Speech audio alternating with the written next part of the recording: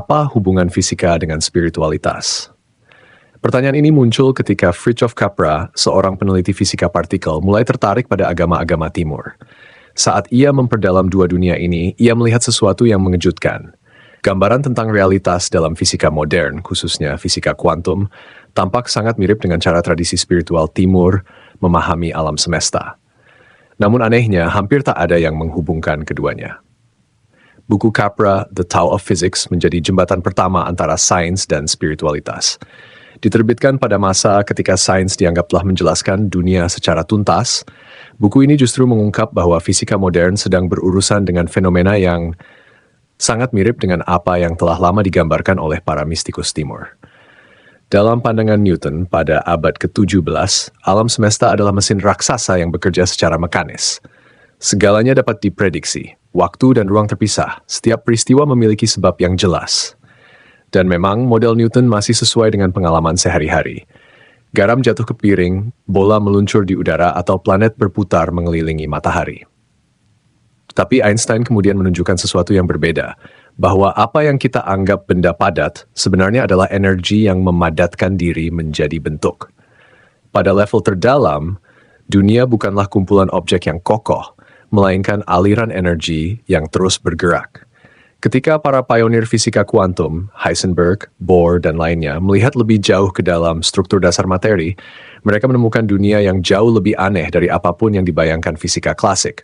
Partikel muncul dan hilang secara tiba-tiba. Tidak ada cara pasti untuk memprediksi kapan sesuatu terjadi, hanya probabilitas. Terkadang, partikel terlihat sebagai objek kecil, terkadang sebagai gelombang. Partikel saling bertukar sifat dan tidak bisa dipisahkan dari lingkungannya. Segalanya adalah jaringan hubungan yang terus bergerak. Dengan kata lain, dunia tidak terdiri dari benda-benda, melainkan dari interaksi. Apa yang tampak solid sebenarnya 99,999% adalah ruang kosong. Dan ruang kosong itu sendiri ternyata aktif, seolah hidup. Ketika Capra membaca kosmologi Hindu, Buddha, dan Tao, ia mendapati paralel yang mengejutkan.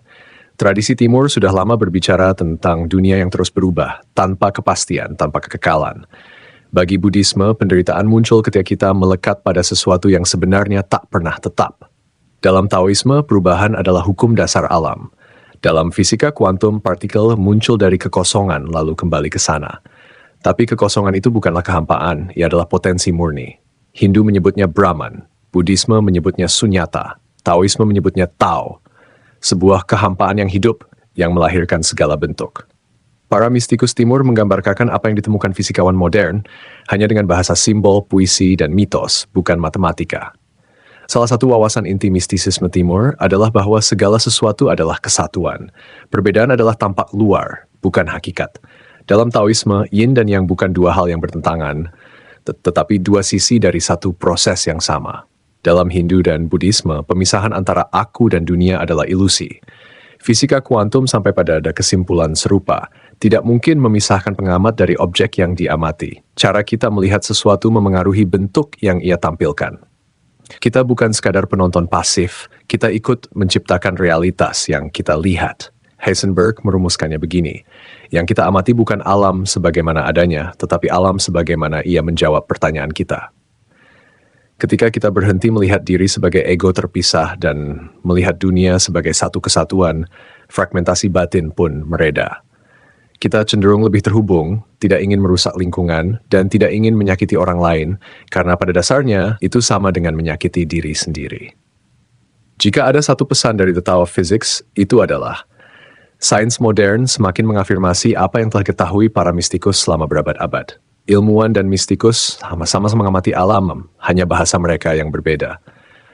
Namun semakin dalam mereka melihat, semakin tampak bahwa keduanya berbicara tentang realitas yang sama. Alam semesta yang jauh lebih aneh, lebih cair, dan lebih terhubung daripada yang pernah dibayangkan fisika klasik.